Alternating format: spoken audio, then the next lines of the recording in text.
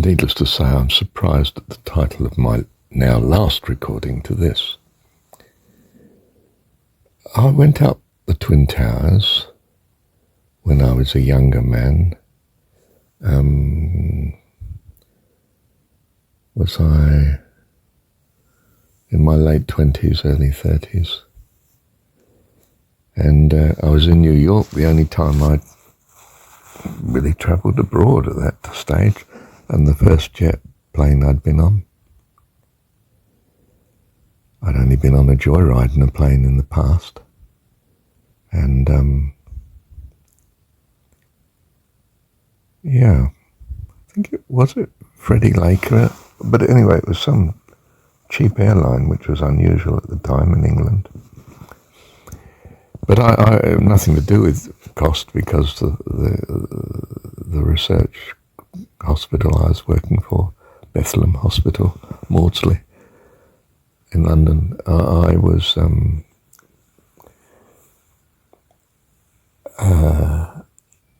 working on a project comparing the elderly of New York and London as an economist, and I went to see my opposite number in New York, and he took me sightseeing, of course, on 1 or 2 days. Good chap. My age he was, really. I was fractionally older, perhaps, but no, possibly not. And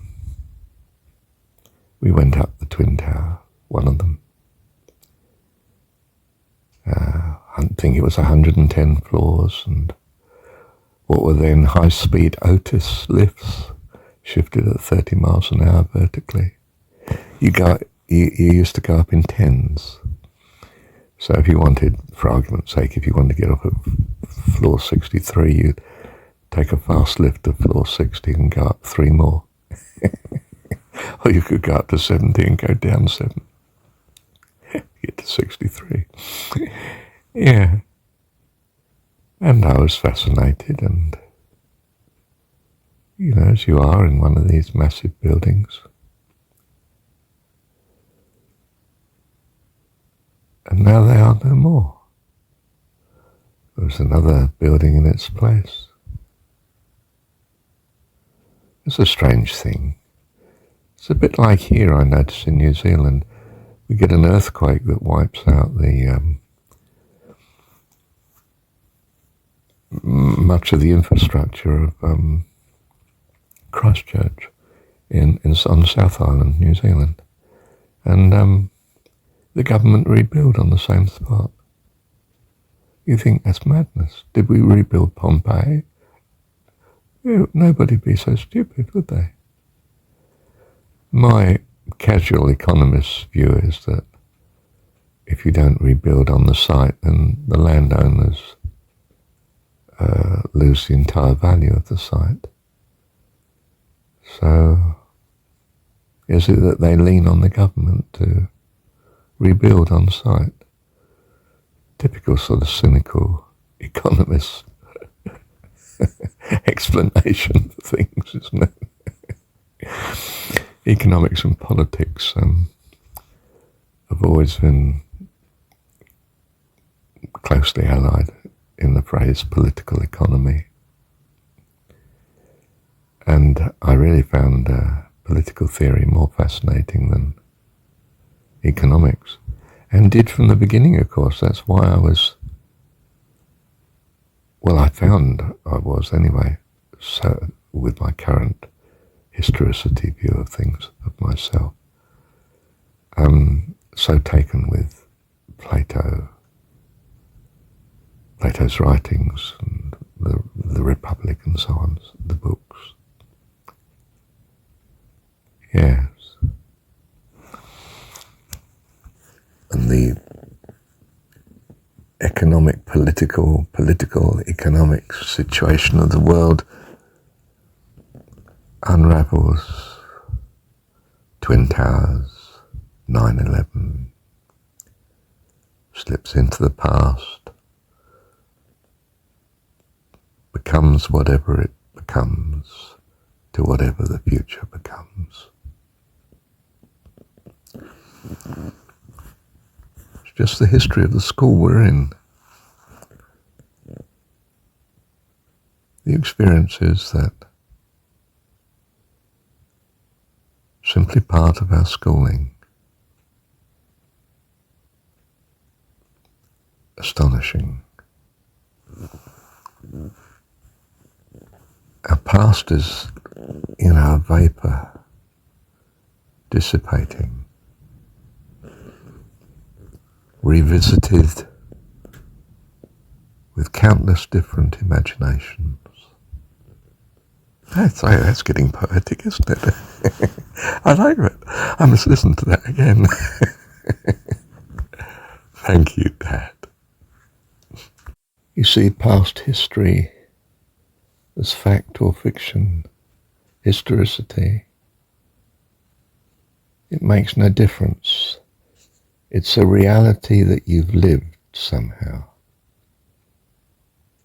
I was Plato when I was reading it.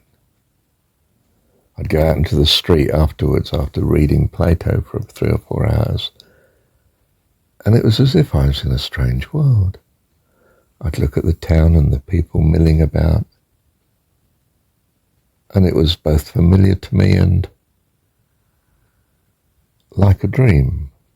I'd been in Greece, ancient Greece, for the past few hours. There was another reality in my mind. Same with the Jesus story. You know, well, I mean, I had this picture. I couldn't read. I was a very late reader. But from something like 4 or 5 onwards, 7 onwards, Dad had brought home a picture Bible for me in black and white pictures, just like a comic strip in the pages, nothing but pictures and a brief writing underneath, which of course I couldn't read anyway. I could only read the story and the pictures. And I was Jesus, of course, in the story, no question of it. I'm doing this, I'm doing that. It's just like when you go to the cinema and you're the hero or the heroine. You're living as if you were. And when I look back on the past, I'm now living as if I were Marshall at the age of 20 or 30 or 40 or 10 or 12. It's all the same, reality or story, history or historicity. It's simply the past. And I recognize that whatever it was has influenced how I see whatever it is that I see now.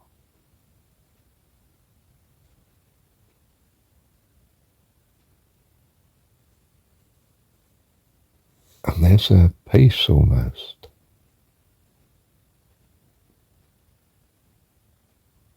In simply looking at it with God. It's like Mum or Dad reading the story before you go to bed. You can experience the story, but you're with Mum or Dad, whoever it is reading it, or Grandma, Granddad.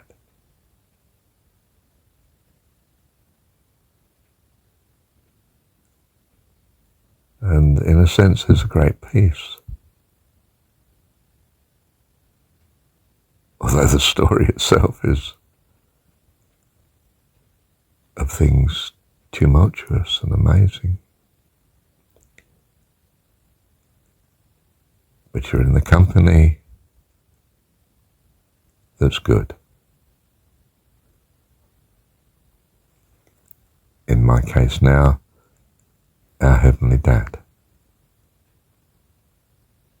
And that's all that matters. Love you, Dad. Love you. Thank you, Dad. Well, it's 6:06 in the morning. It's still dark. The nights are becoming longer. In summertime here, I'd be looking at streaming sunshine now. And it's 3rd of March, 2024. But only for a little while.